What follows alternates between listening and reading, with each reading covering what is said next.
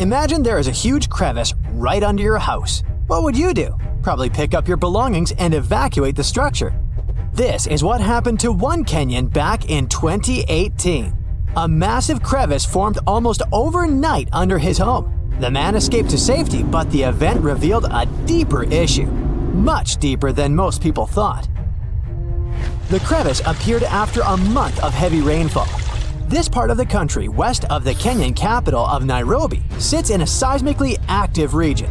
The massive hole in the ground was covered with ash from a nearby dormant volcano. The crevice in the ground ran for miles, and it was 65 feet wide in some places. It was as deep as the Hollywood sign is tall.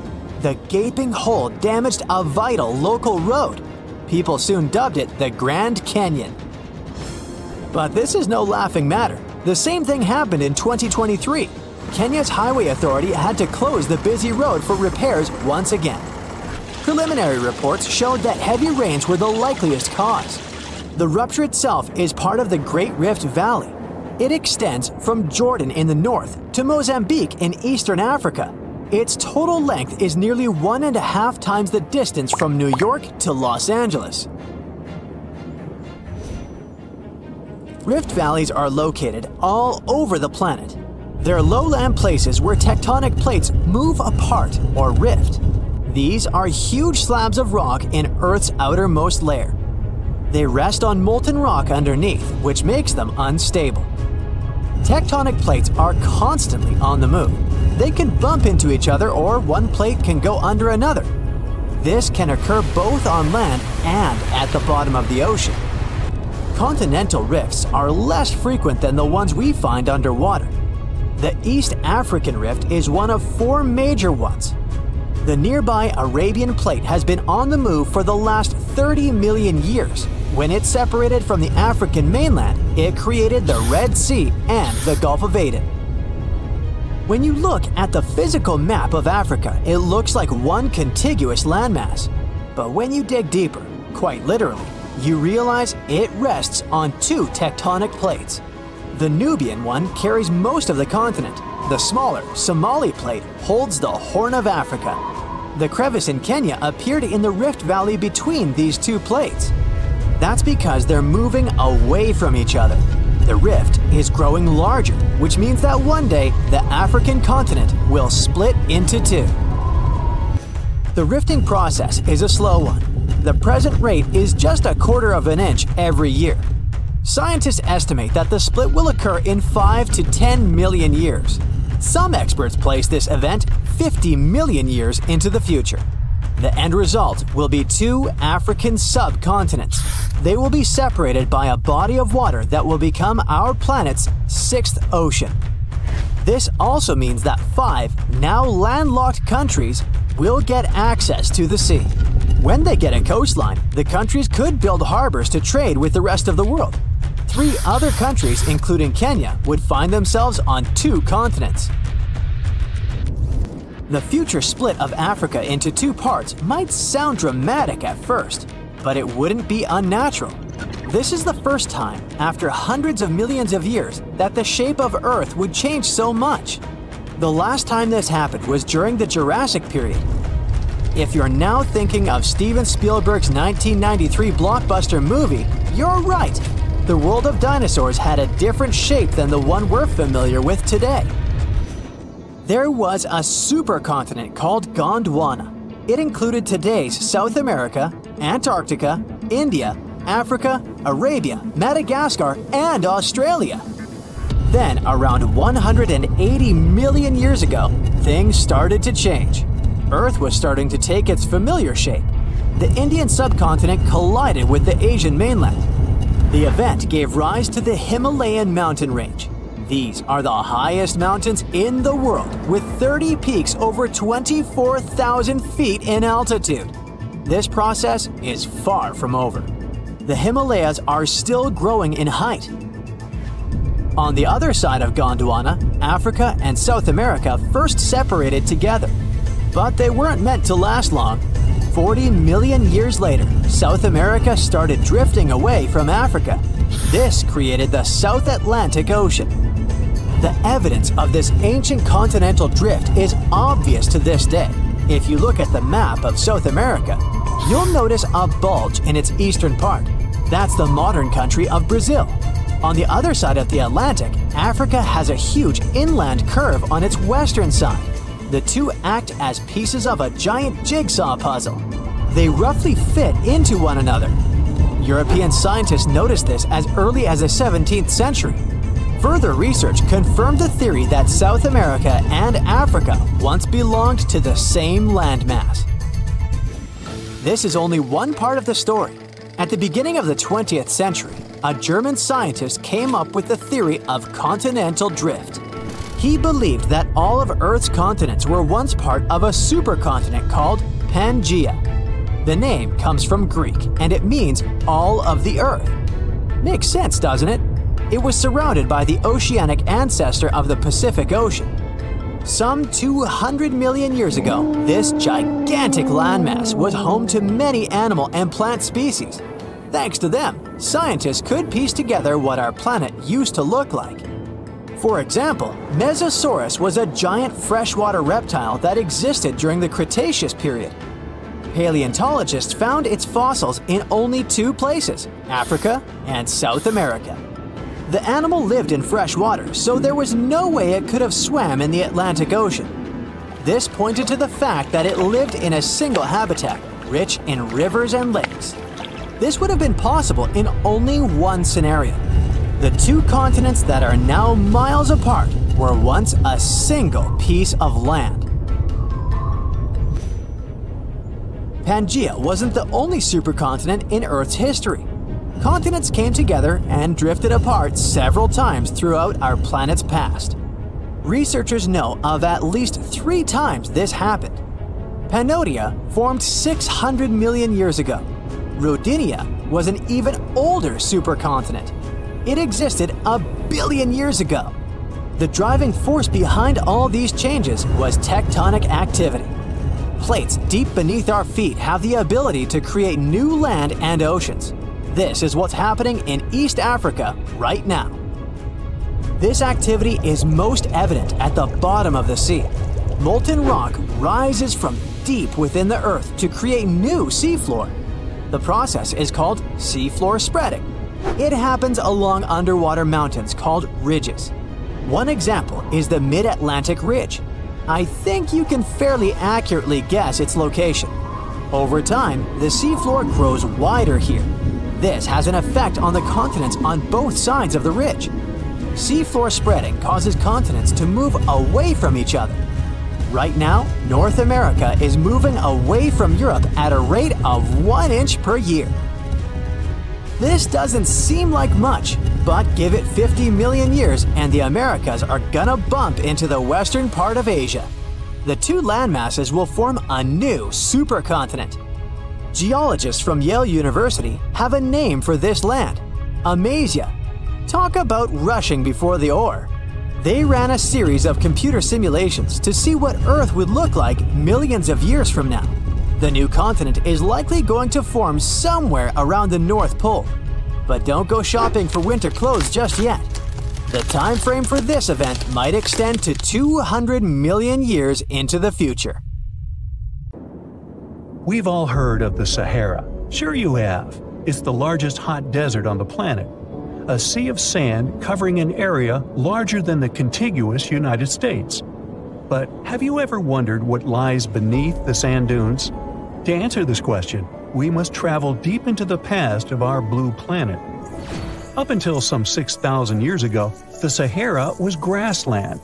Humans were around at this time, not me, spreading agriculture around the planet. In the north of Africa, the color green dominated. Plenty of rainfall meant that there were lakes, rivers, pastures, and even forests. A completely different image of the Sahara from the barren landscape of today. But then the climate started to shift. The region became parched, and the vegetation started disappearing. The wind did the rest. It took away the fine sediment after there were no plant roots to hold the ground together. Give it a couple thousands of years, and you get a familiar image of the Sahara. Sand and rocks stretching as far as the eye can see. But when it comes to volume, only a quarter of the Sahara is actually sand. The yellow sands of the Sahara are just one part of the story. The desert has many other features, such as gravel plains, salt flats, and plateaus. Makes you think if we understand the word desert correctly. For people who study such terrains, geologists, there is only one condition for defining a desert: precipitation. If an area gets little or no rain, then it's considered a desert. The Sahara certainly fits the bill. Its average annual rainfall is just 3 inches. Compare that to the nearly 45 inches a year in New York.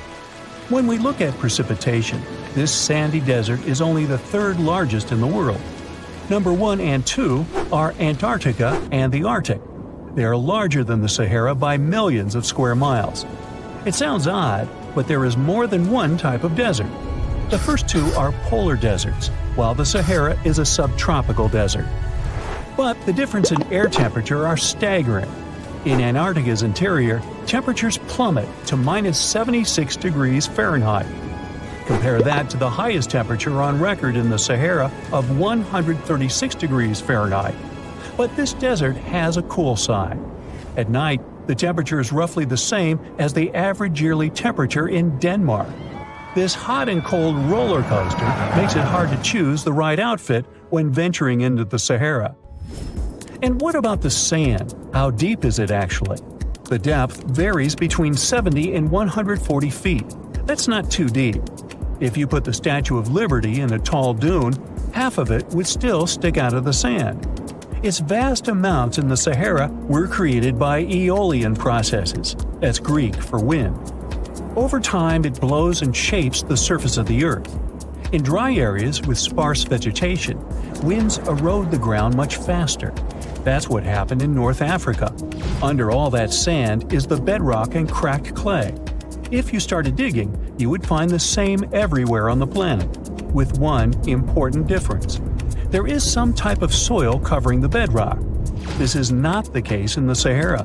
Because of the arid climate and a lack of vegetation, sand covers the ground below. Over the course of thousands of years, a lot of interesting finds ended up in the desert sand. For example, there are petrified tree trunks. These are essentially preserved prehistoric trees. They date back to the time when the region was lush green. In some places, the trees of this fossilized forest are at least 65 feet tall. The wood is so well preserved that you can still see the texture and knots. There are even fossilized pine cones. In 1992, scientists found glass fragments in eastern Sahara. These canary yellow glass shards were scattered across hundreds of miles. They didn't belong to an ancient civilization, although ancient Egyptians used them to make jewelry.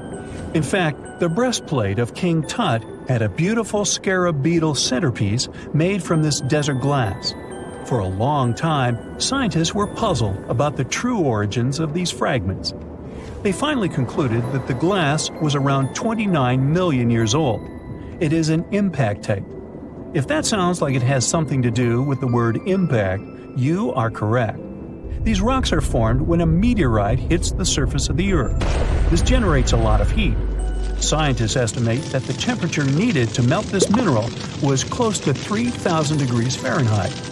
Apart from the regular fine-grained sand, we also have melted sand in the Sahara. But the desert conceals other unlikely artifacts.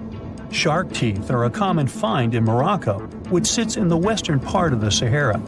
What are the fossilized teeth of these marine predators doing in the middle of the desert? This part of the world looked entirely different millions of years ago. There was a sea cutting right through what is now a desert. The Trans-Saharan Seaway ran the length of present-day Algeria and Mali. It was around 165 feet deep. That was enough for all sorts of aquatic animals to inhabit it. Large catfish, sea snakes, and of course sharks lived in the area. British archaeologists even unearthed a turtle shell in Mali in the 1980s. For centuries, there was even an entire city hidden under the desert.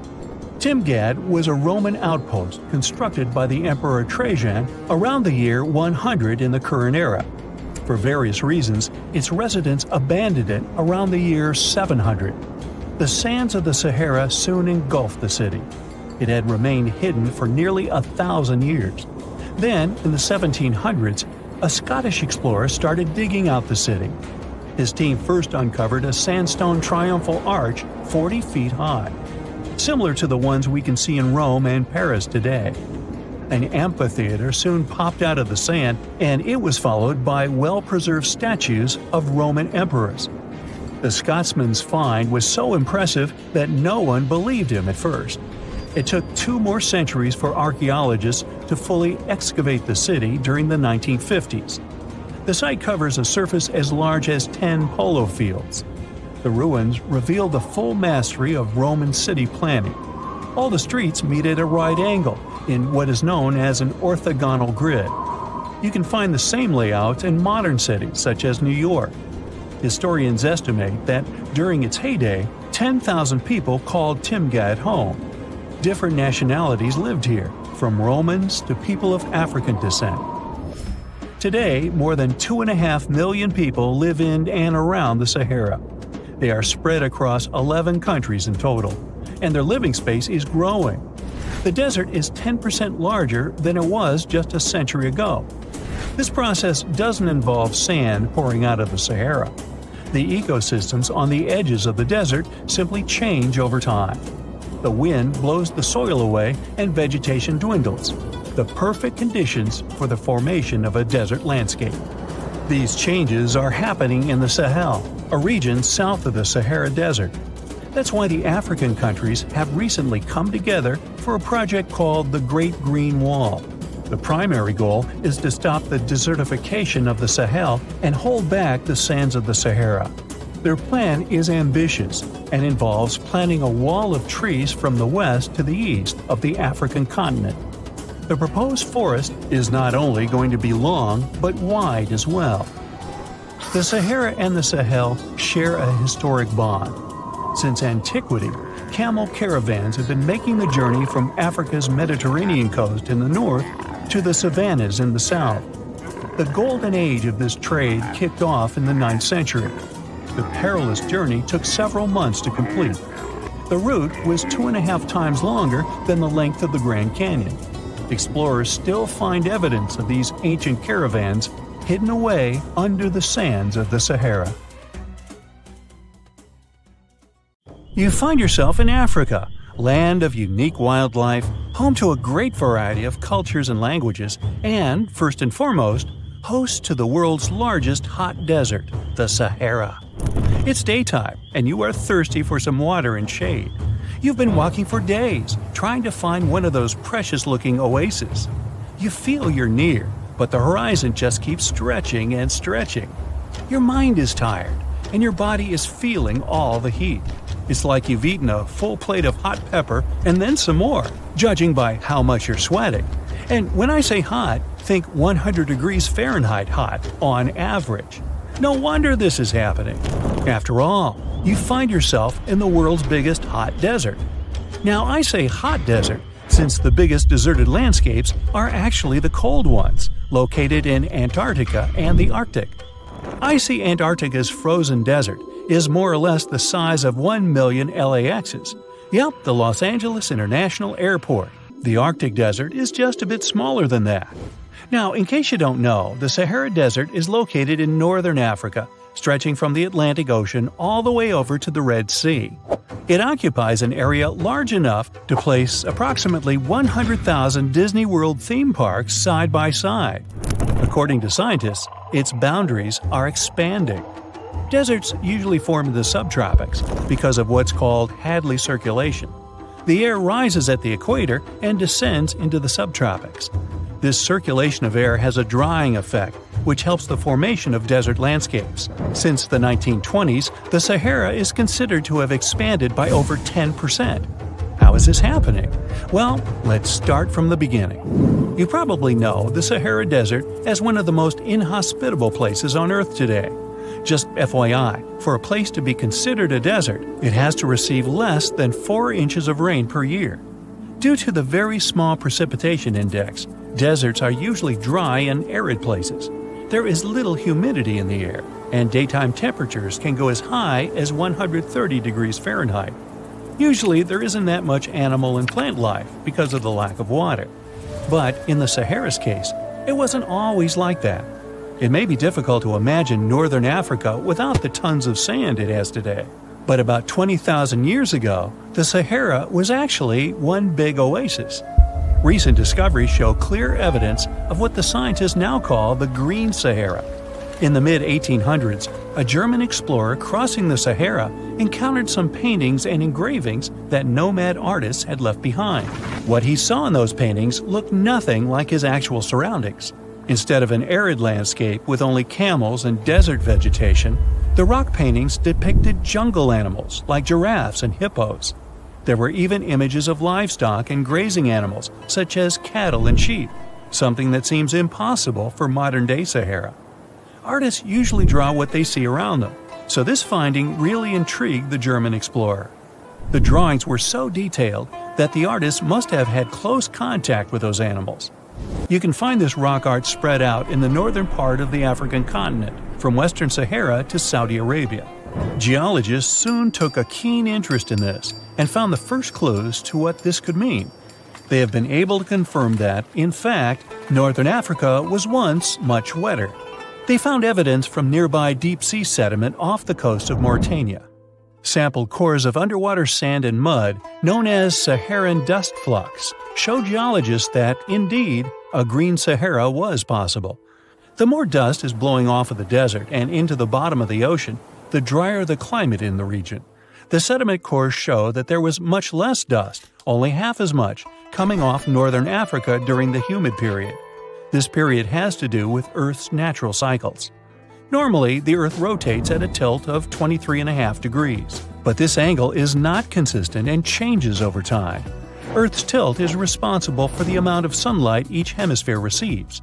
It affects several ecosystem functions on the planet. During the time of the Green Sahara, the Earth received between 4 and 8% more sunlight than it does today. So, when the Earth tilted about 20,000 years ago, the northern hemisphere received more direct sunlight, which affected humidity levels in the region. As the northern hemisphere got warmer, this affected monsoon activity, more specifically, the West African monsoon. Monsoons are wind systems that affect a region's rainfall index and humidity levels. As a part of the globe gets warmer, it allows for more air to rise. It combines with the wind to draw moisture up into the atmosphere. Little by little, northern Africa also became wetter. The increased moisture made the Sahara so wet that there were actual bodies of water in the region. As vegetation grew, the plants held onto moisture better than bare sand could. There is evidence of natural basins throughout the Sahara and lakes so big they would fit all of the U.S.'s Great Lakes inside of them. Archaeologists uncovered evidence of vibrant societies in what are now arid areas. It looks like ancient cultures were able to take full advantage of the African humid period. According to researchers, the human population peaked across the Sahara about 9,000 years ago. There are traces of fireplaces, hunting tools, fishhooks, and even mounds of fish bones.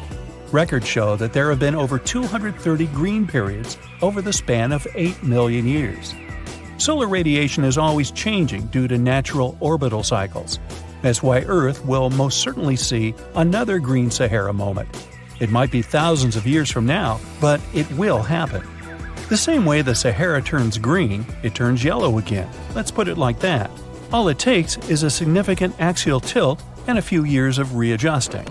However, another phenomenon is calling the attention of scientists now. Recent studies by the National Science Foundation from the University of Maryland show the Sahara has expanded 10% over the past 90 years.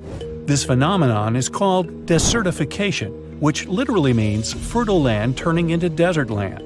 The Sahara Desert is now advancing into the semi-arid region of Sahel. In 1950, this region was home to 31 million people. Today, its population is over 100 million people. This rapid population growth has largely contributed to the Sahara's expansion. Farmers that were once nomads began settling down. Land usage grew more intense, aiding in weakening the soil. The demand for food has caused an overcropping of the land, so even more of it is turning into the desert now. The study also shows that natural climate cycles can affect rainfall in the Sahara and the Sahel. Scientists affirm that all deserts fluctuate, not only the Sahara. A desert's boundary may expand in the dry winter and contract during the wetter summer. South of the Sahara lies the Chad Basin. It is a natural body of water that now serves as an indicator of the Sahara's expansion. The Chad Basin is located in the region where the Sahara is advancing southward. An atmospheric and ocean expert from the University of Maryland explains that rainfall has reduced greatly in the entire region. Due to reduced rainfalls, there is less water across the entire basin, and even Chad Lake is drying out. Just like the Sahara, the Atacama Desert in Chile, deemed the world's driest, is also expanding. It is located north of the city of Santiago, and its southern border is expanding toward the Chilean capital. Because the climate is getting drier and drier here, the city of Santiago risks turning into an arid or semi-arid region itself. The once fertile valleys of local rivers that lived on agriculture and livestock for many generations are losing their revenues as Chilean land is turning into a desert. Since 2010, Santiago has received only a third of its annual rainfall. Outside of the city, farmers are digging holes in search of blue gold, or simply put, water. The situation here is very similar to that of Sahel. So tell me this, were you as surprised as I was to find out what has been happening in the Sahara region? Feel free to share in the comments below. Researchers have found almost 1,000 previously hidden Maya settlements in the tropical lowlands of what is now northern Guatemala. They did it with LiDAR, light detection and ranging lasers, which they used to scan areas from the air. The region we're talking about is pretty vast. All those structures and buildings they saw over there stretch across about 650 square miles. And these spots were supposedly occupied thousands of years ago. It seems all these structures were pretty densely packed, so people lived close to each other. They had at least 417 ancient villages, towns, and cities where they could identify boundaries. These structures and buildings were actually a part of a state that looked like a kingdom. Some of these settlements were built as sports courts, civic, ceremonial, and religious centers, and residential homes. There were also massive palaces, platforms, dams, pyramids, and causeways across that area. People who lived there also had reservoirs where they collected water. So, they needed the power to organize thousands of specialists and workers. And they also needed many skilled people to build such structures without the technologies we have today. They needed lime producers, architects, mortar and quarry specialists, lithic technicians, those who took care of legal enforcement, and other important roles to establish the true community. This cool laser scanning system researchers used while exploring this area can even penetrate very dense ecosystems and vegetation. The light bounces off different surfaces and then creates a digitally reconstructed map. This map is based on how much time it takes for the pulses to get back to a receiver. So, with this laser system, they discovered there were also lowlands for agriculture. So why exactly did the Mayas settle in this region? It was a specific area. Plus, it was hard to build such an amazing kingdom in a tropical rainforest climate. Back in the old times, ancient peoples had mostly inhabited areas in drier climates. Over there, they would build water resources, which were some sort of the basis of society and a source of life. An example of this is Teotihuacan of Highland Mexico, although they did have a couple of navigable rivers they could use for transport and trade. But these rainforest areas had their advantages too. The Maya used natural resources like limestone, which was their primary building material, salt, and the volcanic rock obsidian, which they used for different tools. Also, they managed to find enough dry land to live and build homes there. The lowlands were seasonal swamps called bajos, and they were perfect for agriculture because of the fertile soil. Generally, the Maya built settlements that could endure rainy periods too. They were ready for different circumstances, including flood and drought, which is something you could see in how they built houses. Their architecture was also one piece of evidence that showed their community was like a centralized kingdom-like state. which shows they stuck together through tough times. The Mayan Empire was very powerful, and it reached its peak about the 6th century CE. They were excellent at pottery, agriculture, writing, mathematics, and calendars. They were the ones who created complex calendar systems, such as the calendar round, which is based on 365 days. Although some believe the Mayan calendar predicted December 21st, 2012 would be the end of the world, it was just a coincidence with the end of a certain full cycle. They would call it the long count calendar, and it lasts 5,125 years. The Mayan people left behind an impressive amount of astonishing architecture and symbolic artwork. Most of their stone cities ended up abandoned by 900 CE. No one still knows why the Mayan civilization in that area collapsed, although there are some theories. Some think that by the 9th century, these people had exhausted the resources around them to the point that they could no longer feed and sustain such a big population. Others believe some city-states didn't get along that well, so they broke down the traditional system of power they used to have. Some say it was all because of a very long period of drought. It could be a combination of all these factors, though. But one Mayan city, located on an island, even survived until the 17th century. It was long after the rest of the Mayan civilizations had been destroyed or abandoned. If you're a traveler, you might know the town by its modern name, Flores. Scientists believe about 2,000 people lived there. The earliest Maya people were farmers. They cultivated crops like beans, squash, corn, and cassava. As they had many interesting ingredients, they created hundreds of cool recipes. Many of those are still present even today. For example, in modern Mexican cooking. And especially popular are papayas, cacao, avocados, squash, pineapples, chili peppers, beans, and so on. Even though the Maya mostly practiced a kind of primitive type of slash-and-burn agriculture, there is also evidence of them using some more advanced farming methods, like terracing and irrigation. And they were big chocolate lovers.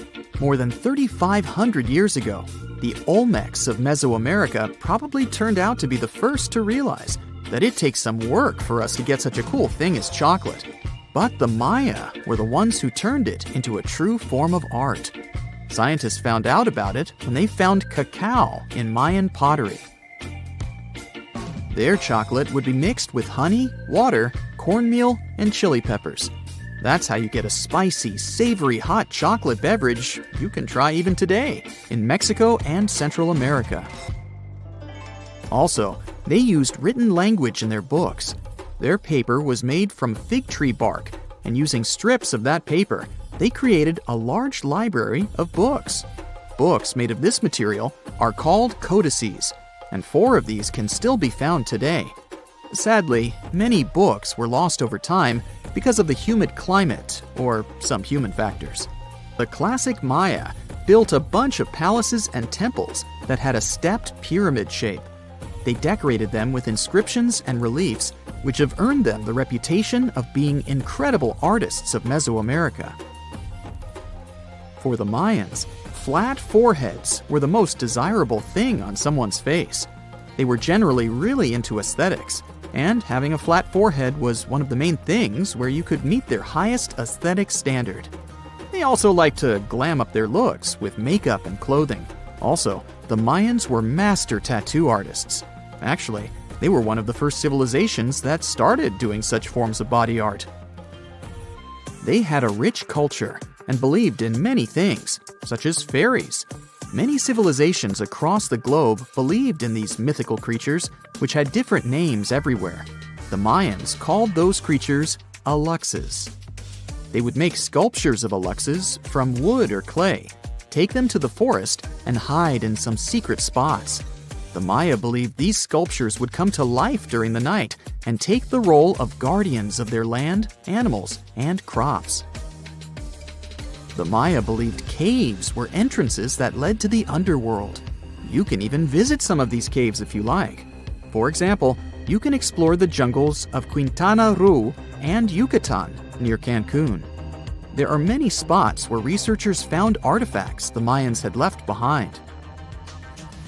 They were one of the first cultures that learned how to use rubber latex and make, for example, rubber balls for the many interesting games they had.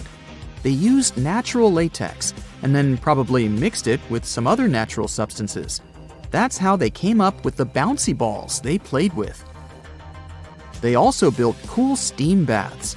The Maya had structures made from stone that looked like something we know today as bathtubs. Plus, they were building heated stone structures we know as sweat houses. Researchers found these in El Salvador and Guatemala, and they were previously hidden under volcanic ash. So the Sahara Desert is so big that it covers 8% of the world's territory. It's bigger than the USA or China. Surprisingly, the Sahara is not the largest desert in the world. It is the third largest, behind Antarctica and the Arctic. But it is definitely the hottest one. Temperatures there reach 136 degrees Fahrenheit. This place has some of the most incredible sand dunes you've ever seen, towering up to 1,476 feet. But here's the kicker. There's a real risk that these dunes might continue to spread until they cover the entire world. Surprisingly, the influence of the Sahara Desert extends far beyond its borders. Its dust, carried by powerful winds, makes its way to the UK and across the European continent, particularly in winter. This dust settling on the ground where it rains is a familiar sight to those in the UK, often leaving a red residue on cars. This connection between the Sahara, England, and Europe serves as a stark reminder of the global reach of environmental phenomena. You might think this is not a big deal, but it could turn Europe into a desert, leaving its soil infertile and Europeans with no food. Soil is a fundamental aspect of human existence, just as crucial as clean water and air.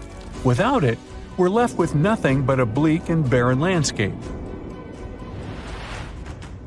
The Sahara Desert has already made its jump across the Mediterranean Sea, which is concerning and could change the landscape forever. 1/5 of Spain has already turned into a desert. The next victim is Italy, which also faces the problem of desertification. In fact, almost all European countries have the same issue. According to an expert, the land that has not changed for nearly 2,000 years will become mostly rock, and people living on this land will be gone. 60% of the soil in Moldova is gone, and the problem has expanded beyond the Black Sea. It has reached China and Mongolia, thousands of miles away from the Sahara Desert. All of this causes losses of $4 billion a year. The threat is so significant that even the UN has gathered the necessary resources to solve the problem as soon as possible. Italy is sending help to Africa to stop the Sahara Desert from expanding. If this process does not stop in the next 10 years, millions will be forced to leave their homes.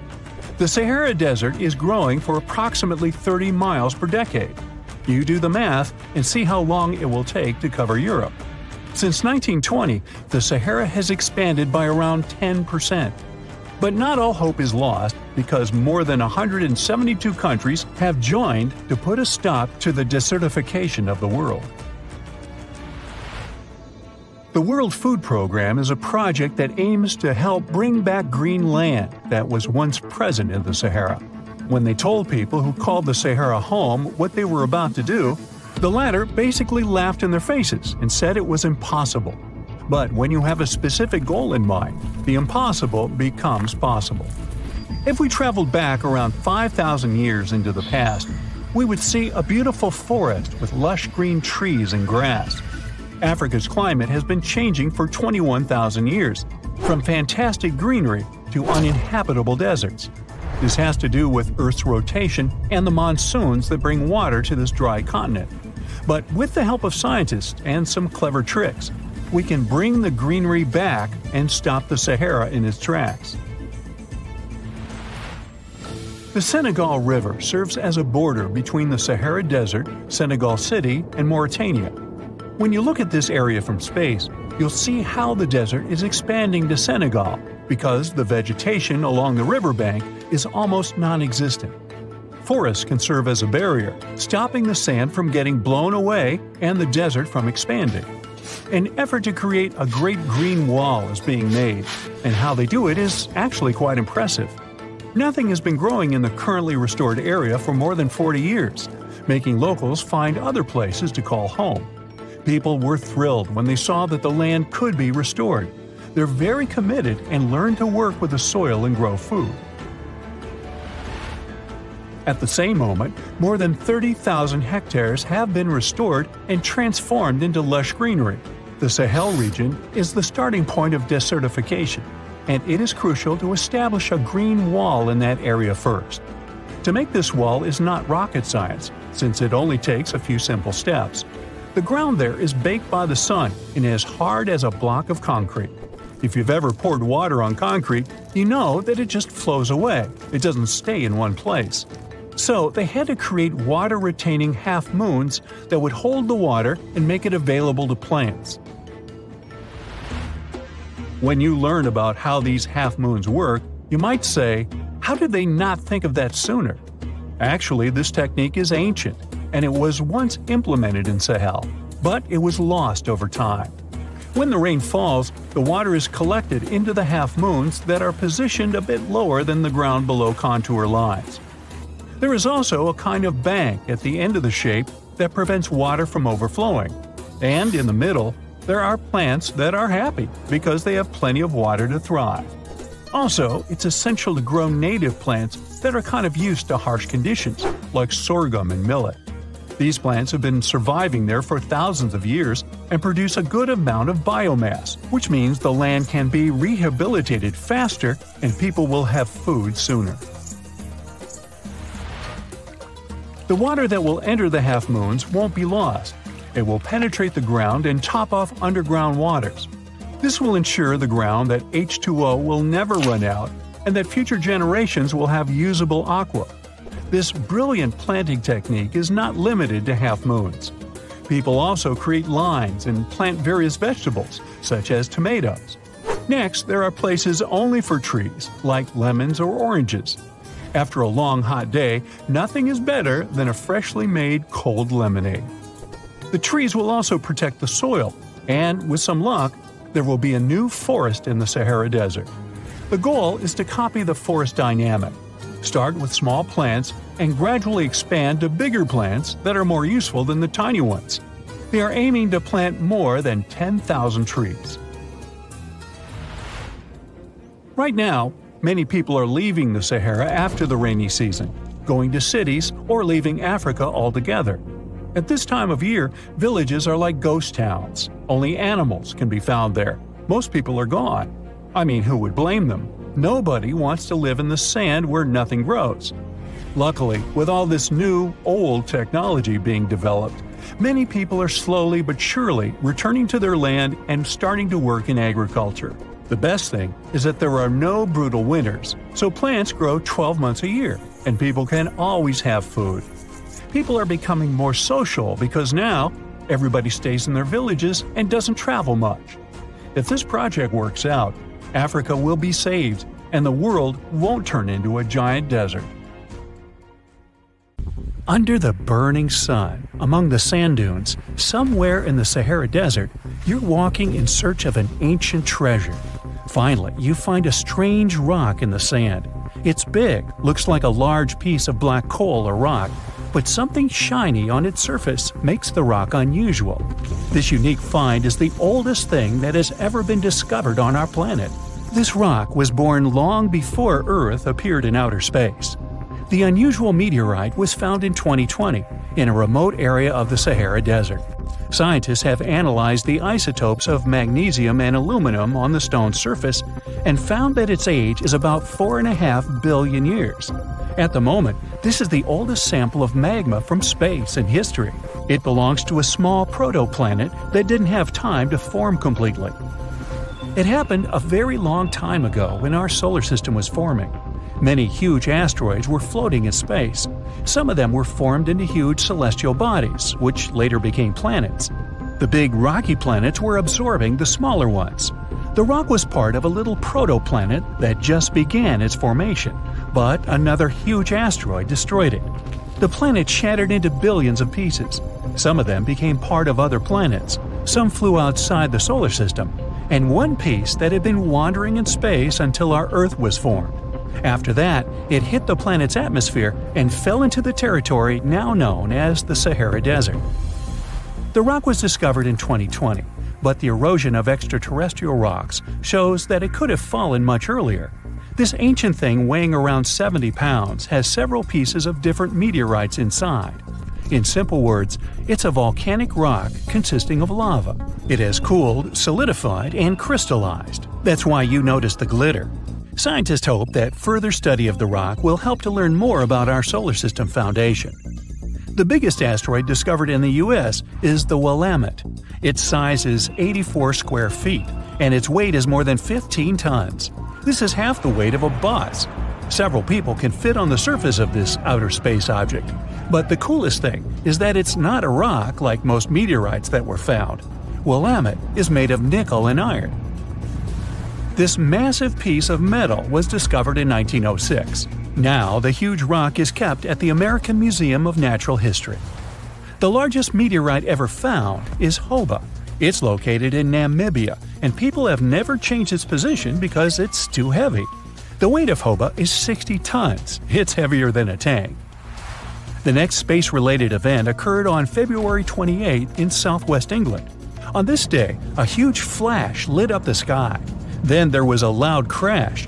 Several residents opened the doors of their houses and noticed a black sooty spot on the lawn.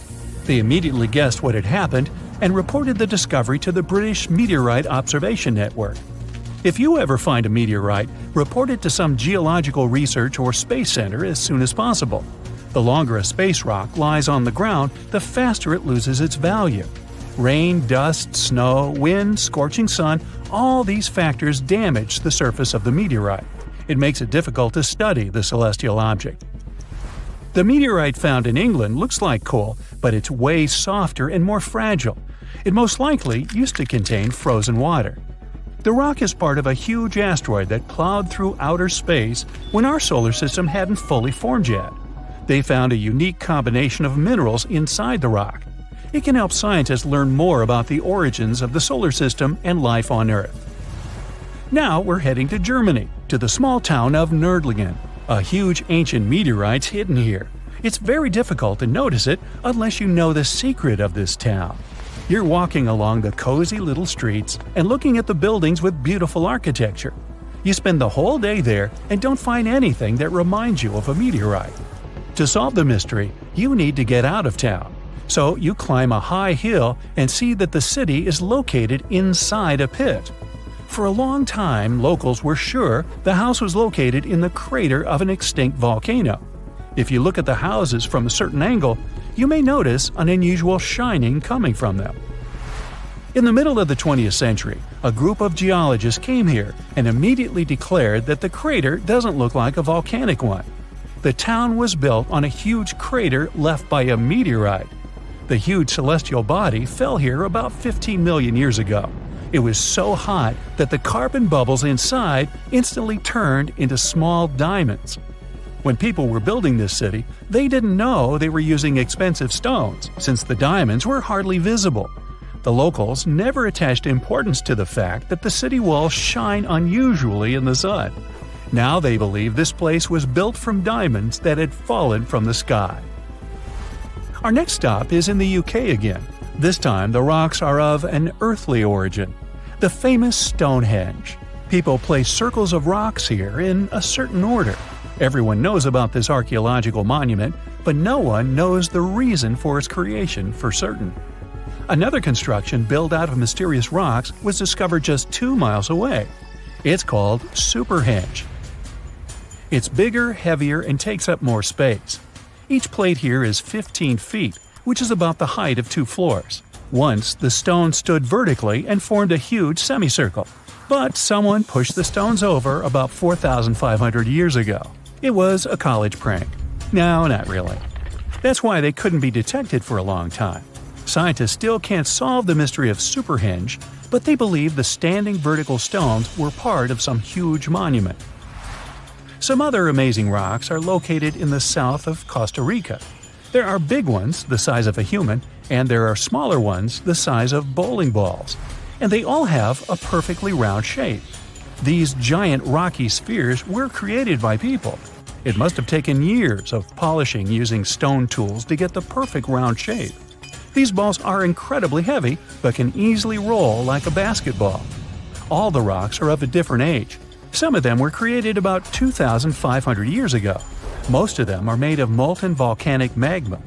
Until now, scientists don't know for what purpose these stones were used. They were found in different parts of Costa Rica, near big cities. It's possible that ancient civilizations installed them specifically to show the greatness of local kings. Also, many experts believe the rocks were used as a tool for studying astronomy. The people who knew their purpose of the rocks had disappeared, and the history of the stones was lost along with them. Let's finish our journey with the coolest archaeological find. You're walking through the desert of Peru and climbing a low hill.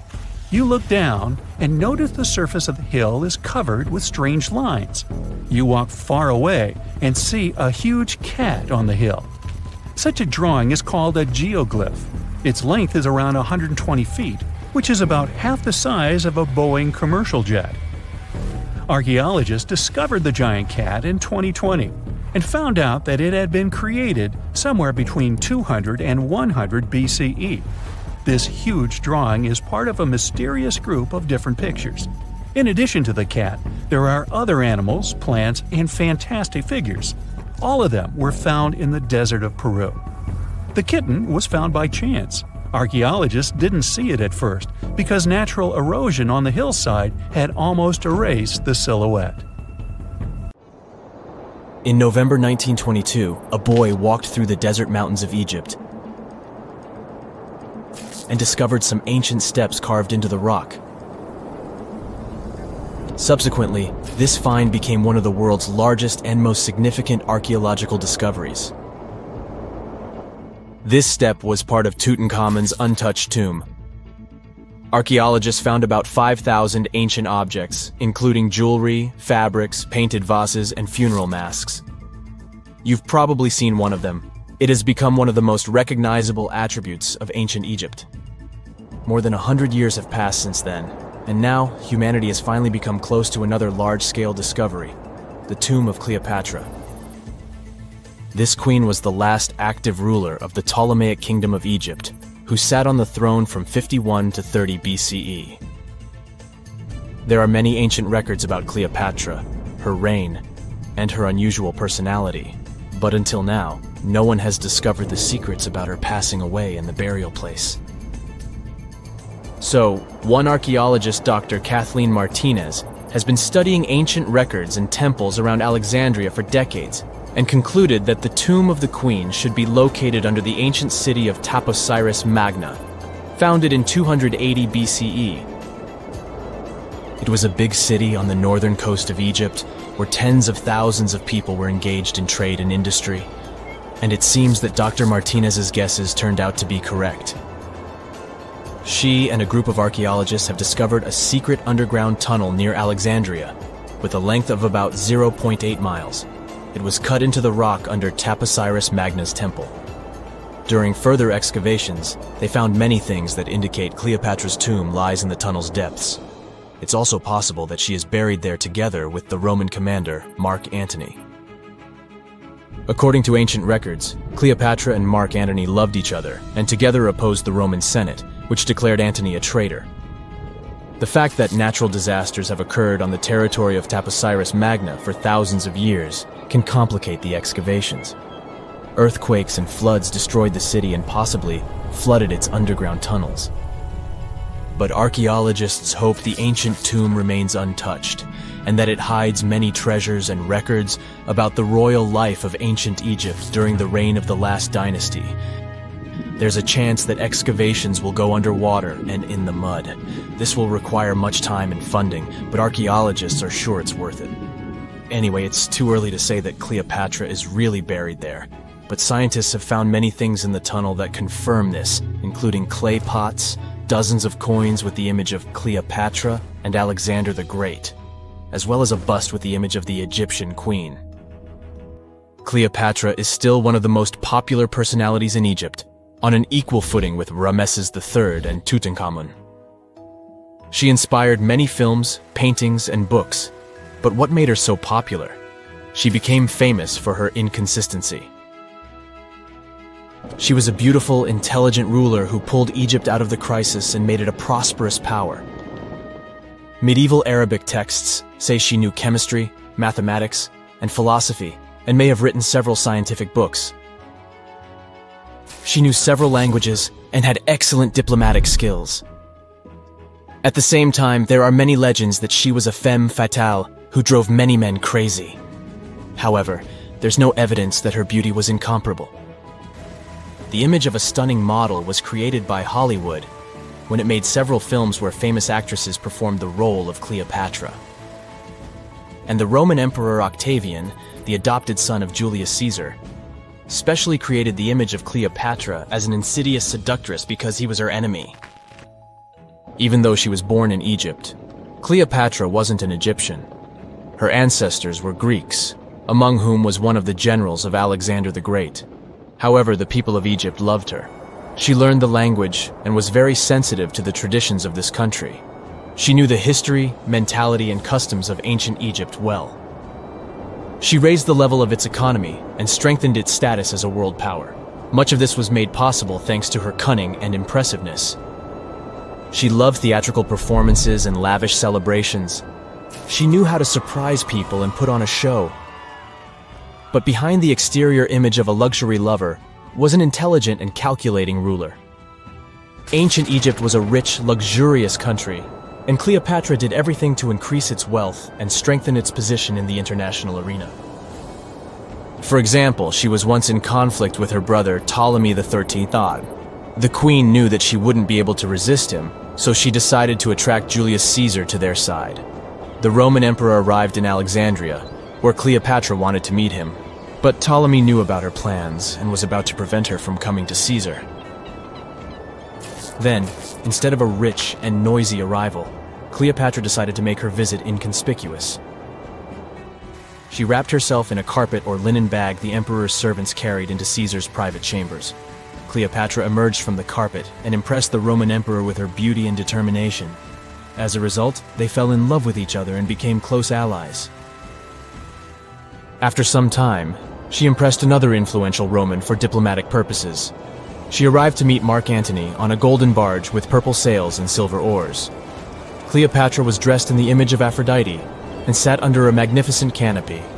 Her servants dressed like cupids and were blowing her fan and burning incense. But Cleopatra created such a show for a reason. She knew that Antony revered Greek mythology and considered himself the embodiment of Dionysus.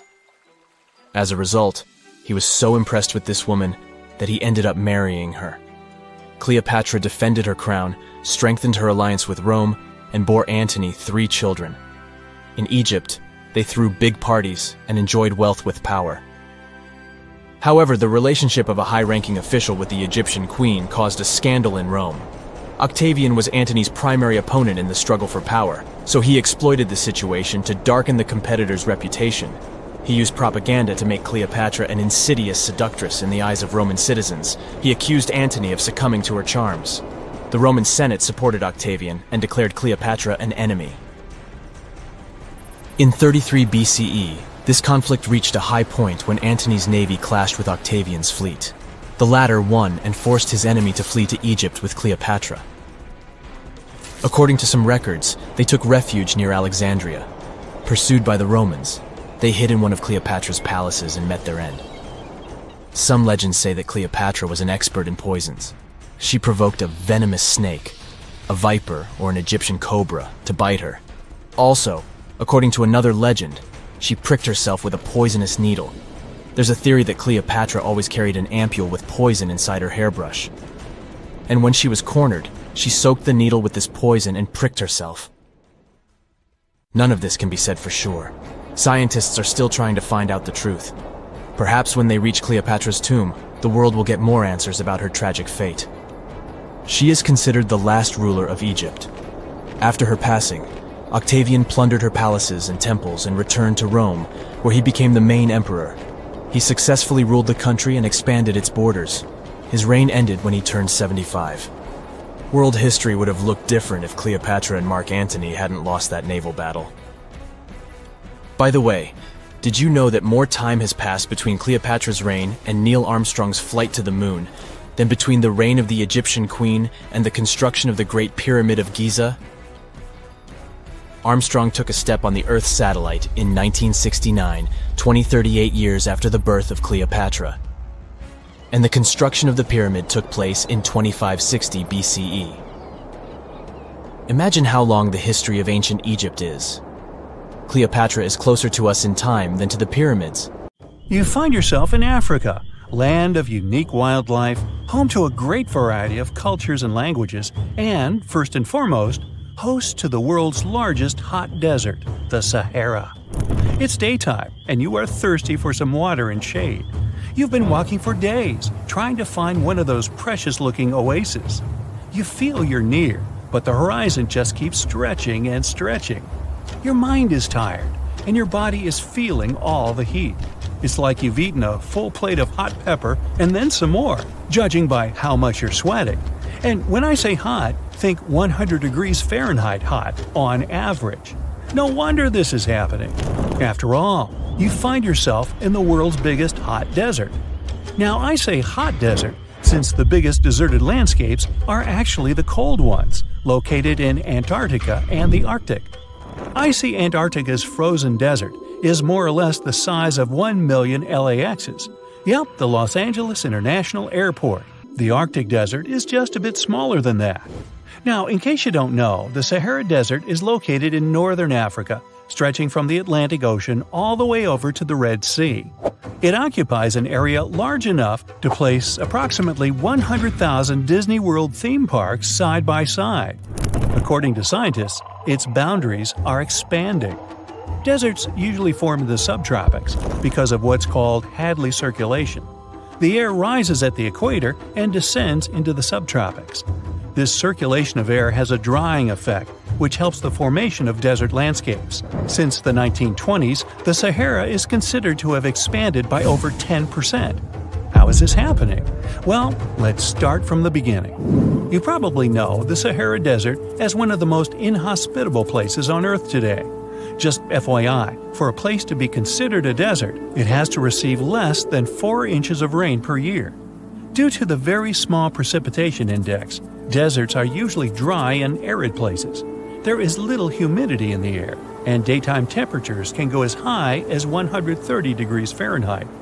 Usually, there isn't that much animal and plant life because of the lack of water. But in the Sahara's case, it wasn't always like that. It may be difficult to imagine northern Africa without the tons of sand it has today. But about 20,000 years ago, the Sahara was actually one big oasis. Recent discoveries show clear evidence of what the scientists now call the Green Sahara. In the mid-1800s, a German explorer crossing the Sahara encountered some paintings and engravings that nomad artists had left behind. What he saw in those paintings looked nothing like his actual surroundings. Instead of an arid landscape with only camels and desert vegetation, the rock paintings depicted jungle animals like giraffes and hippos. There were even images of livestock and grazing animals such as cattle and sheep, something that seems impossible for modern-day Sahara. Artists usually draw what they see around them, so this finding really intrigued the German explorer. The drawings were so detailed that the artists must have had close contact with those animals. You can find this rock art spread out in the northern part of the African continent, from western Sahara to Saudi Arabia. Geologists soon took a keen interest in this and found the first clues to what this could mean. They have been able to confirm that, in fact, northern Africa was once much wetter. They found evidence from nearby deep-sea sediment off the coast of Mauritania. Sampled cores of underwater sand and mud, known as Saharan dust flux, show geologists that, indeed, a green Sahara was possible. The more dust is blowing off of the desert and into the bottom of the ocean, the drier the climate in the region. The sediment cores show that there was much less dust, only half as much, coming off northern Africa during the humid period. This period has to do with Earth's natural cycles. Normally, the Earth rotates at a tilt of 23.5 degrees, but this angle is not consistent and changes over time. Earth's tilt is responsible for the amount of sunlight each hemisphere receives. It affects several ecosystem functions on the planet. During the time of the Green Sahara, the Earth received between 4 and 8% more sunlight than it does today. So when the Earth tilted about 20,000 years ago, the northern hemisphere received more direct sunlight, which affected humidity levels in the region. As the northern hemisphere got warmer, this affected monsoon activity, more specifically the West African monsoon. Monsoons are wind systems that affect a region's rainfall index and humidity levels. As a part of the globe gets warmer, it allows for more air to rise. It combines with the wind to draw moisture up into the atmosphere. Little by little, northern Africa also became wetter. The increased moisture made the Sahara so wet that there were actual bodies of water in the region. As vegetation grew, the plants held onto moisture better than bare sand could. There is evidence of natural basins throughout the Sahara and lakes so big they would fit all of the U.S.'s Great Lakes inside of them. Archaeologists uncovered evidence of vibrant societies in what are now arid areas. It looks like ancient cultures were able to take full advantage of the African humid period. According to researchers, the human population peaked across the Sahara about 9,000 years ago.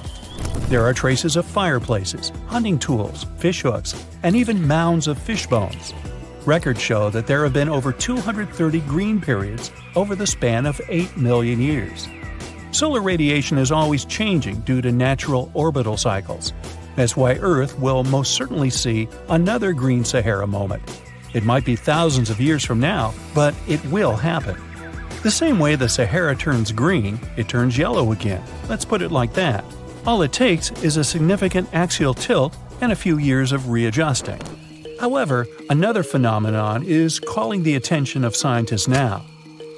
Recent studies by the National Science Foundation from the University of Maryland show the Sahara has expanded 10% over the past 90 years. This phenomenon is called desertification, which literally means fertile land turning into desert land. The Sahara Desert is now advancing into the semi-arid region of Sahel. In 1950, this region was home to 31 million people. Today, its population is over 100 million people. This rapid population growth has largely contributed to the Sahara's expansion. Farmers that were once nomads began settling down. Land usage grew more intense, aiding in weakening the soil. The demand for food has caused an overcropping of the land, so even more of it is turning into the desert now. The study also shows that natural climate cycles can affect rainfall in the Sahara and the Sahel. Scientists affirm that all deserts fluctuate, not only the Sahara. A desert's boundary may expand in the dry winter and contract during the wetter summer. South of the Sahara lies the Chad Basin. It is a natural body of water that now serves as an indicator of the Sahara's expansion. The Chad Basin is located in the region where the Sahara is advancing southward. An atmospheric and ocean expert from the University of Maryland explains that rainfall has reduced greatly in the entire region. Due to reduced rainfalls, there is less water across the entire basin, and even Chad Lake is drying out. Just like the Sahara, the Atacama Desert in Chile, deemed the world's driest, is also expanding. It is located north of the city of Santiago, and its southern border is expanding toward the Chilean capital. Because the climate is getting drier and drier here, the city of Santiago risks turning into an arid or semi-arid region itself. The once fertile valleys of local rivers that lived on agriculture and livestock for many generations are losing their revenues as Chilean land is turning into a desert. Since 2010, Santiago has received only a third of its annual rainfall. Outside of the city, farmers are digging holes in search of blue gold, or simply put, water. The situation here is very similar to that of Sahel. So tell me this, were you as surprised as I was to find out what has been happening in the Sahara region? Feel free to share in the comments below. Endless hot deserts seem lifeless at first glance. But among these sands, you can meet dangerous and sometimes creepy creatures. Some of them can only cause health problems, but some can stay in your memory forever. Let's get to know them, starting with dangerous ones and finishing with real nightmares. So, you're walking through a desert and see a big teddy bear with open hands. You understand that it's probably a mirage, but still, you come closer. You were right. It's not a plush toy, but a giant cactus. There's something strange about it. Thanks to some strange fluff, the branches resemble the arms of a teddy bear. However, this is not fluff, but thousands of thin needles, and they are the reason you shouldn't come closer. The cactus is called the jumping cholla, or teddy bear cholla. It grows in the desert areas of Arizona and in the northern part of Mexico.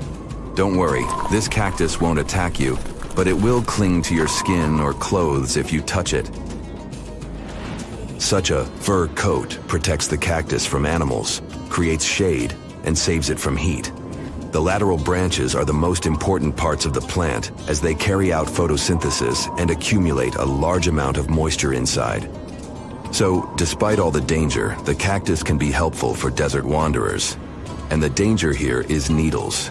If you look closer at them, you will see they have the shape of hooks. One touch, and hundreds of thorns are already in your finger.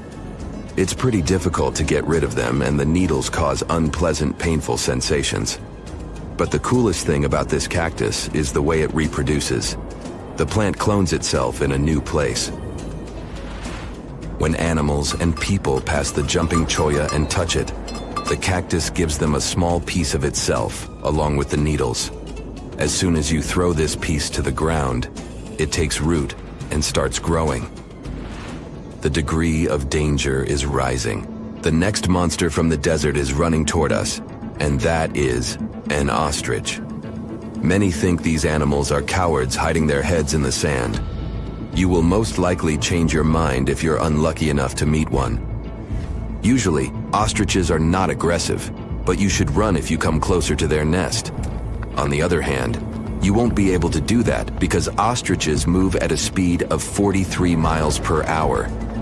You need a car to get away from them. They run and hit their enemy with their chests. There have been cases when ostriches attacked vans and caused significant damage to them. But the main danger these birds present is their powerful legs with sharp claws. They can deliver strong blows with them and even beat a prone opponent. So yes, if you see an ostrich in the distance, go the other way. This small spotted lizard lives underground almost all the time in the arid deserts of the southwestern US and northwestern Mexico. Sometimes, it goes outside to find lunch. It only seems cute, but in fact, it's a dangerous Gila monster. Its thick skin protects the reptile from hawks, coyotes, and other predators. But its main protection is its venom. Snakes and spiders inject their toxins using long, needle-like fangs. The Gila monster clamps down and chews the prey to spread the venom. And when it bites a person, it can keep its jaws closed for a long time. Getting rid of the animal is a tricky feat. People who have experienced the effects of the venom say it feels as if hot magma passes through the veins. Despite this, the lizard turned out to be useful for science. Doctors used its venom to create medicines for diabetes and obesity. The time has come. Now you're about to meet one of the creepiest creatures living in the desert. Be quiet and listen to the silence. Stand still. There's no one around.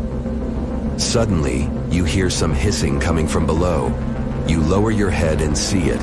A big yellow spider the size of a human palm with strong jaws and long legs hides in the shadow of your body. In horror, you run away from this monster, but it goes after you. It isn't easy to do it in this situation, but try to calm down. The creature isn't interested in you. It wants only your shadow to hide from the scorching sun. Anyway, it's better not to touch it. The powerful jaws of the camel spider can cause unpleasant sensations, to put it mildly. And, by the way, this creature isn't really a spider. Yeah, it belongs to the class of arachnids, but it's a separate species, Salpagid. It likes to bite. It's fearless and pretty aggressive. The spider preys on insects, lizards, rodents, and small birds. It can also move at a speed of 10 miles per hour. For their small size, this is very fast. You need to be a professional athlete to run away from it. Most often, you can find camel spiders in the deserts of the Middle East, but they also live in Mexico and the southwestern US. These runners are nocturnal and try to avoid the sun during the day, so they are always hunting your shadow. By the way, they got their name because they often hide in the shadows of camels. You won't hide from them during the day, but they will also want to come after you at night, especially if you make a fire. Solpugids always run to the light in the hope of eating something. Some species of these spiders make a hissing sound to scare their enemies away. Now, let's calm down for a second and leave the hot desert. We're going into the humid tropics of Tanzania. Under tree bark, fallen leaves, and in dark caves, you can meet one of the most terrifying creatures on Earth, a tailless whip scorpion. Imagine a big scorpion without a tail, with a flat body that looks like it has been pressed by something. It's similar to spiders, but has no venom glands and can't spin a web. This monster is silent and fast, but the scariest thing is its 2 front claws, twice as long as the creature itself. Any prey it catches will never escape. Life in a dark cave has spoiled its eyesight, so the whip scorpion tries to avoid sunlight. During molting, it climbs up to the ceiling and slowly comes out of its old skin. Imagine directing your flashlight there and seeing small cocoons out of which pale spiders with excessively long legs crawl. If you really meet it, be calm and slowly go away as far as possible. Be careful. The flat scorpion can crawl under your clothes in a second and bite you in the stomach. And that's not the worst part. Okay, this is a joke. This pretty guy is one of the shyest and most harmless creatures among spiders and scorpions. It's afraid of you and will never attack. Many consider it beautiful and keep whip scorpions in glass terrariums. If you want such a pet, carefully watch it so that it doesn't run away from its house. If it happens, it will be pretty challenging to catch it again. In a matter of moments, it can get under your bed or go through gaps in the floor. Then it'll go to your neighbor's apartment through a ventilation system and scare people there. Okay, how about one more scorpion? It's not as creepy as the other creatures in this video, but it's the most venomous scorpion in the USA. This is the Arizona bark scorpion. The problem is that you can see it in the desert, in your home, or in the yard. These dangerous venomous beasts crawl into rooms and often sting people. One time is enough to cause pain, similar to a bee sting, but someone with an allergy may experience paralysis, breathing problems, and other health issues. Meet Hula Male, also known as the City of Hope. This nickname makes total sense since this artificial island is part of the Maldives' big plan to avoid being completely submerged in the near future.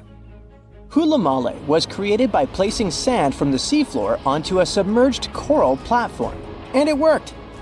This city sits about 6 feet above sea level, which means it's twice as high as the Maldives' capital, Male.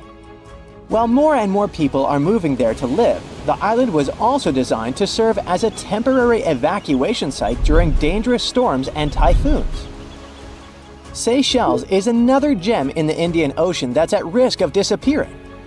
Unfortunately, coastal flooding is becoming a common issue there, especially during spring tides and heavy rainfall. The problem is that their main island, Mahé, hosts about 90% of the country's population. Along the coast, it's only about 6 feet above sea level. Fiji is the third tropical paradise on our list, and it's also a top pick for travelers. But this nation is in a tough spot, since it's located right in the middle of the Pacific Ocean, where huge storms can really turn things into chaos. Take Cyclone Winston. It hit Fiji back in 2016 and ended up costing them over $1 billion in damage. So one thing they're doing to protect themselves is planting mangroves along the coast and preserving the ones that already exist. These trees are awesome since they help reduce wind speed during cyclone emergencies and also combat erosion by trapping sediments. Egypt might be in trouble too. I mean, it's not like the whole country is going to be underwater and we'll only see the tips of the pyramids in a few years. But things could really change for them as coastal cities are facing a serious risk. Take Alexandria, for instance. 45% of its population already lives below sea level. If the city is flooded, not only will everyone have to move, but Egypt in general will suffer a major impact on its fish production. In Europe, one of the most at-risk populations is in the Netherlands, where about half the people live in areas below sea level. In the future, planning a romantic gesture with tulips for your girlfriend could become an impossible mission. The Netherlands is responsible for 2/3 of the world's tulip production. So if fields are taken over by saltwater, it's game over for the blooms. But the good news is that the Dutch have centuries of experience dealing with water, so knowing how to work with storm barriers and seawalls can prevent them from a doomsday scenario. The risks of rising sea levels probably aren't higher anywhere else than here in Tuvalu. This island chain, located halfway between Australia and Hawaii, could be the first state to become uninhabitable. Its stunning land is only about 9 feet above sea level. And just by looking at it on the map, you can see how narrow it is. In fact, the narrowest part in Fongafale is only about 65 feet wide. So even before higher tides become a real problem, the country's limited farmland could be flooded with saltwater. The next country on our list is the Philippines.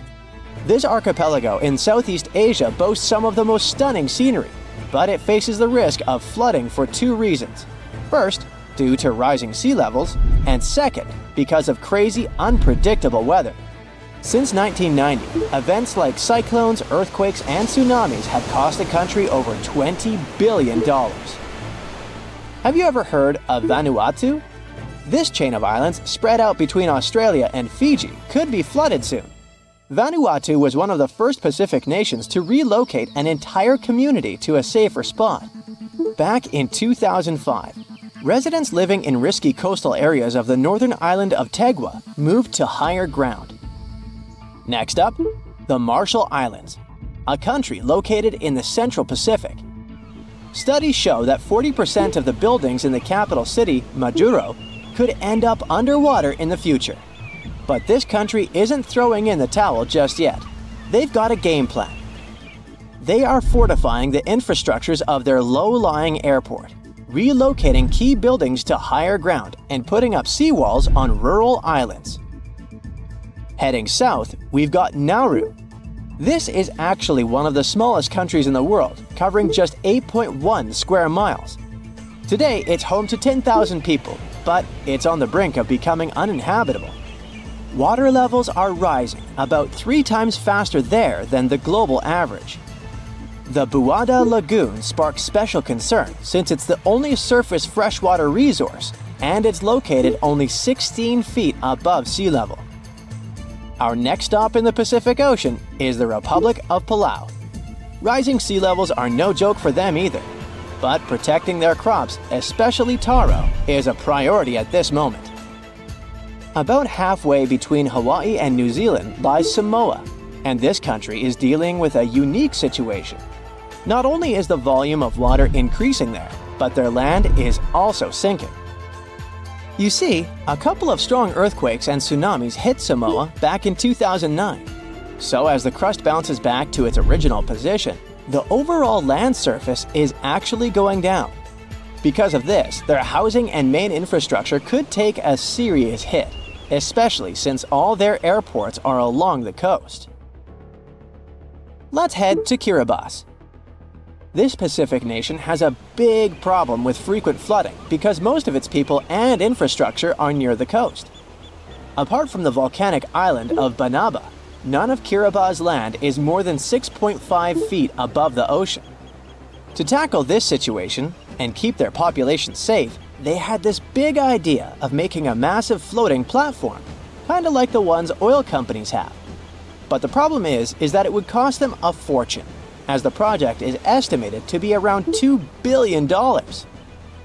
If visiting Vietnam is on your bucket list, you better hurry up. The top 10 things to do there mostly involve cruising to jaw-dropping spots, like down to Halong Bay, also known as the Descending Dragons Bay. But by 2050, the surrounding land over there might be underwater. Another huge problem Vietnam is facing is that the main rice fields are getting salty. And if you're into Vietnamese food, you know how important rice is for them. Right now, they're especially concerned about the Mekong Delta region being vulnerable. After all, this is a highly fertile area responsible for most of Vietnam's agricultural output, with over 50% of it being, yep, rice. This nation is really putting in the effort to adjust to this new reality. They're flushing the rice fields in the Mekong Delta with fresh water to get rid of the saltiness. Our next stop is in the Caribbean Sea.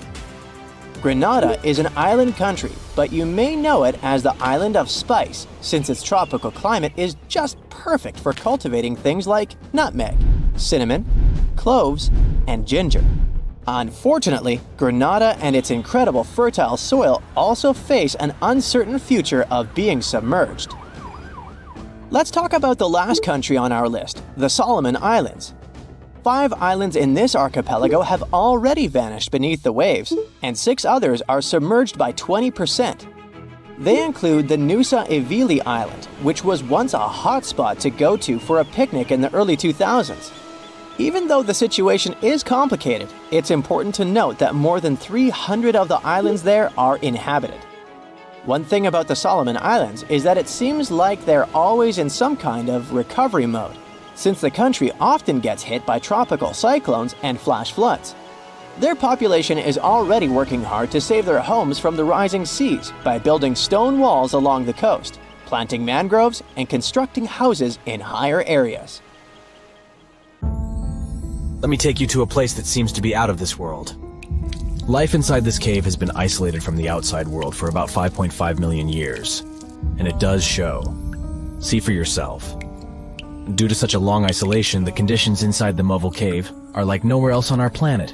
A unique ecosystem is flourishing there, even though there is a severe lack of sunlight inside the cave, and the air is toxic. The cave, located a few miles west of the Black Sea in Romania, was first discovered in 1986. Nowadays, you can only visit it if you have special permission. Plus, the central caverns are guarded naturally by narrow limestone tunnels and vertical shafts. So, if you're no stranger to claustrophobia, you'd probably better not enter this place.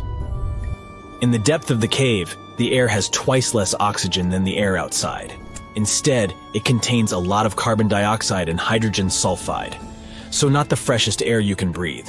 It's also pitch black inside the cavern. But despite, or should I say, thanks to, this cocktail of extremely harsh conditions, the site is a true goldmine for biologists. Shockingly, life seems to be booming here. In a 1996 study, scientists identified 48 species, and 33 of them were unique to the cave. Most of the creatures inhabiting the cave are tiny, with long limbs and antennae that help them navigate in the dark. They have no vision and lack pigment, and it makes sense. Why would you need to be able to see if you live in total darkness? And why would you need to be pretty and colorful with no one to see you? Now, I'm going to take you to another cave. It's no less amazing, but looks very different. This is the Giant Crystal Cave, aka the Cave of the Crystals, in Mexico. These ginormous crystals were found in 2000 by a mining company after the water was pumped out of the cave. 2 miners then saw the crystals after entering the drying cave on foot. These awe-inspiring crystals are actually massive gypsum pillars hidden 984 feet underground. They're anchored to the walls and the floor of the scorching hot cave. Scientists estimate that the crystals could have been already growing for 500,000 years. That's why many of them are so long and wide that you can walk across them. Unfortunately, visiting this wonder of nature is impossible at the moment. But maybe it's for the better, since the Giant Crystal Cave is a dangerous place that can easily turn into a trap.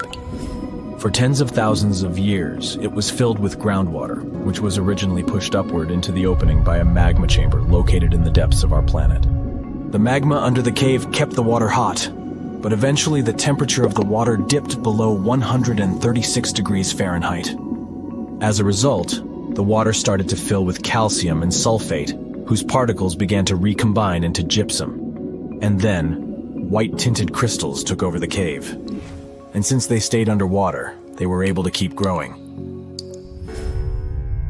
You don't have to fly to space to take a closer look at a black hole.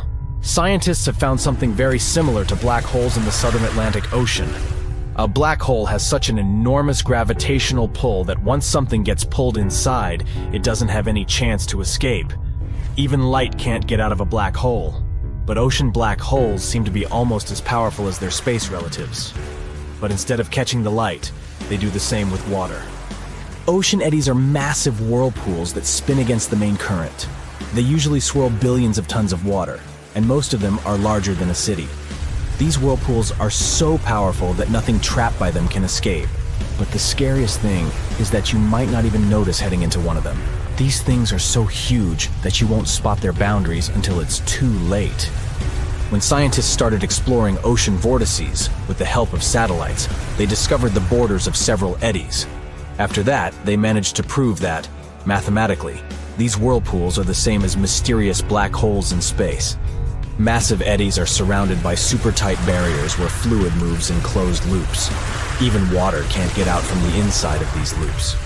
That's why tight ocean vortices play the role of enormous containers. Water inside them can be totally different from the ocean surrounding an eddy. And I'm not only talking about its temperature. The salt content inside and outside a whirlpool often differs as well. On the thin Curonian spit splitting the Baltic Sea from the Curonian Lagoon, there is one of the most bizarre places on Earth. Locals call this area the Dancing Forest because pine trees in this forest have shockingly unusual shapes. They twist in spirals and circles along the ground. There are some theories why it could be happening, of course. Some people claim that huge amounts of positive and negative energies once clashed in that spot. More down-to-earth individuals believe that the reason is geological. Sandy soil in the area is too unstable to hold trees growing upright. The most popular is the idea that strong winds blowing from the water influence the shape of the trees. In any case, experts haven't come to the final conclusion yet. Look at these underwater crop circles. For the first time, they were spotted in 1995, close to southern Japan's coast. Local divers called these 7-feet-wide structures mystery circles. The enigma had been plaguing many minds for almost 16 years until the culprit was finally caught. Imagine the researchers' surprise when it turned out to be a male pufferfish. The fish needs a bit more than a week to build one circle, and the aesthetics are obviously crucial. A male is swimming inside the circle, digging valleys in the sand with its fins. But that's not all. The fish also use shells and corals to decorate particular parts of their circles. This whole build-a-circle thing has a practical purpose as well. The way a male fish swims pushes the sand toward the center of the circle and creates a mound which later serves as a nest. The next mystery on our list is in the Caribbean. Just off the coast of Belize, there's a giant sinkhole. That's the Great Blue Hole. It's about 1,000 feet across and more than 400 feet deep. Once, a long, long time ago, this hole was a cave. But then rising waters filled it, making it collapse in on itself. The deeper you'll descend into the Great Hole's crystalline waters, the darker it will become. You'll see tons of stalactite-filled caves there, but entering them is extremely dangerous, unless you want to get hopelessly lost. Once you reach a depth of 50 feet, you'll notice that the water is shimmering. That's the invisible line dividing the sinkhole's salty top from the freshwater abyss. You might want to turn back right now. Who knows what you might come across in the murky depths. There was an old Amazonian legend that told about the river that was so hot that it boiled. And it was believed to be just a legend until Peruvian geoscientist Andres Russo questioned if the river could be real. All experts denied such a possibility. After all, hot rivers do exist, but only in the areas where there are volcanoes. As for the part of the country mentioned in the legend, there are no volcanoes in that region. But Andres Russo was too dedicated to give up. And in 2011, he finally located the river from the legends. The water in it was indeed steaming hot. Its temperature was 186 degrees Fahrenheit, not boiling, but pretty close to this point. But what shocked the researcher the most was the size of the river. One could think that the almost boiling water was the result of the activity of an underwater hot spring. But thermal pools are always small, while the river is 20 feet deep and flows for almost 4 miles. This is the only river of its kind on our planet. A comfortable abode with a gorgeous view of the Mediterranean Sea will serve as a perfect rain shelter. Well, this is what a real estate advertisement might have looked like for Neanderthals 100,000 years ago. Welcome to the weird and wonderful caves you could live in, or not. Of course, back then, neither real estate and advertising had been invented yet. Never mind the fact that Neanderthals couldn't build houses and often lived in caves. Yet, one of those caves looks an awful lot like a residential building. It's situated inside a high limestone cape called the Rock of Gibraltar. If the Neanderthals had had an economy, the caves inside this rock would have cost a bundle. Navigators discovered it in 1907. They just spotted a big hole inside the fortified rock. For many years, scientists have studied this place and found some traces of Neanderthals.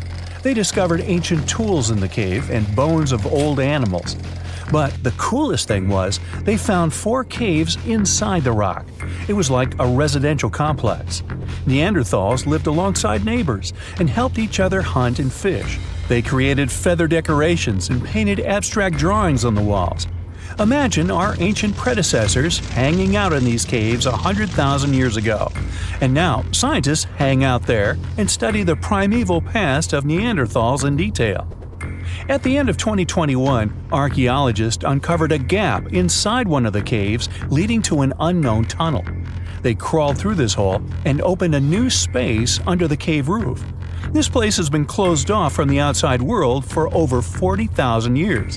And it seems it was one of the most prestigious apartments in the entire mountain complex. It has high ceilings with ancient stalactites. The ruined stone curtains divided the apartment into several rooms. Scientists also found the remains of ancient animals and scratches on the walls. It seems that Neanderthals had never lived here, but they used to visit this place. Archaeologists found the shell of a sea snail called dog whelk. One of the Neanderthals brought it here for some reason, but the primary owners of this place were hyenas. These caves show that Neanderthals were closer to humans than to monkeys. They had a way of life and even some customs. There's still a lot of work ahead, and scientists hope to find new rooms inside this rock. Meanwhile, in 2003, archaeologists discovered another early dwelling on the Isle of Flores in Indonesia. Among the green jungle, they found a cave with ancient tools. At first, everyone thought the human ancestors lived here, but then scientists discovered an unusual skeleton of an adult. A thorough analysis showed the skeleton belonged to a 30-year-old woman, 3.5 feet tall, just above the waist of an average adult. The woman's weight was equal to the weight of an adult shepherd. The skeleton didn't belong to Neanderthals or Australopithecines. It was a new unknown species, which scientists called Homo floresiensis, or simply the Hobbit. Also, there were remains of unusual ancient animals in the cave. It was an elephant the size of a cow, some large storks, and giant rats. Archaeologists have found out that hobbits were not the owners of this place. The main inhabitants were the rats the size of a cat. Maybe they were fighting the hobbits. Some analysis shows that Homo floresiensis wasn't our direct ancestor. They were in a separate branch of evolution. The hobbit skeleton looks more like that of a monkey than of modern humans. In 2009, in the dense jungle of Vietnam, archaeologists discovered Son Don, the largest cave in the world. If you go inside the cave and shout, you'll hear your echo a long time. In some places, the height of this cave reaches half the height of the Empire State Building, and the total area is larger than one central block of New York. Son Don is one of the 3 caves in the Vietnamese jungle. Many intricate mazes connect these caves. Inside, you can find unique plants and trees that live separately from the outside world. It's a real underground jungle. In some places, you can find collapsed ceilings that let the sunlight in. Besides unusual trees and plants, ancient stalactites hang there. Some limestone deposits are more than 450 million years old. They were here even before dinosaurs appeared. There are also many rivers in the cave. Rainwater coming down from holes in the ceiling has formed them. Fast streams resemble slides in a water park. They lead to unknown underground labyrinths. Scientists have studied only a small part of all these caves. The next unusual cave is in New Zealand. Hundreds of thousands of fireflies live inside. Each of them glows with a blue light. Together, they light up the cave. It may seem to you that you're on another planet, but you can't stay there for a long time. Special air measuring devices are everywhere. Scientists monitor the level of carbon dioxide necessary for the normal existence of fireflies. These insects are sensitive to the environment. If there are many people in the cave, or they stay there too long, the park staff will ask them to leave the place. It's like you're literally stealing oxygen from the fireflies. We've seen some pretty amazing caves so far, but how about a scary one? We're going to the desert of Yemen's Al-Mara province. What we're looking for is not a cave, it's just a black hole in the ground, right in the middle of the desert. It's big, the size of a basketball court. It's not its size that could scare you, but what's inside. Scientists are still not sure what it is. From the depths of this black abyss, a disgusting smell of rotten eggs constantly comes out, and sometimes you can hear some strange, frightening sounds. The blackness of the giant hole in Yemen absorbs all the sun's rays, so you won't see what's there even with a powerful flashlight. People flew over this place by helicopter. They filmed using drones and the most powerful lenses, but they didn't catch anything except darkness. It looks like a big ink spot in the middle of golden sand. The locals are afraid to approach this place. They believe the cave leads to another dimension where evil creatures live. At the moment, the giant hole in Yemen is one of the most poorly studied and mysterious phenomenon of nature. How did it appear? How old is it? Where does it lead?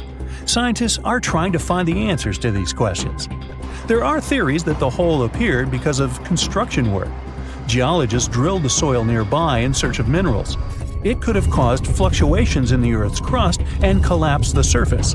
But no one can prove this theory, yet. And now, imagine a place where sunlight has not penetrated for more than 5 million years. There's little oxygen, and it's cold and damp. Still, life is born in this place, not only microbes and bacteria, but also something bigger. The living conditions in this cave are very different from the usual ones, so, in a sense, this cave is like another planet. It's the Movil Cave in the southeast of Romania, near the Black Sea. The entrance is a small hole in the ground. Inside, a tunnel leads deep below the surface. The levels of hydrogen sulfide and carbon dioxide are above normal inside the cave. The air here is half as much oxygen as on the surface. People can't be here without an oxygen mask, but other creatures living here can. The cave is home to 48 species of living organisms. 33 of them are unknown. Here you can meet some unusual insects, white snails and white spiders, millipedes with huge whiskers, transparent shrimp, and unique species of leeches. They all live here thanks to the little bacteria autotrophs. They absorb carbon dioxide and release food particles. Bacteria feed on it.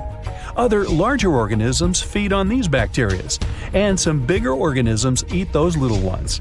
In the end, everyone gets food. In this cave, evolution has created a biological system separate from the rest of the world.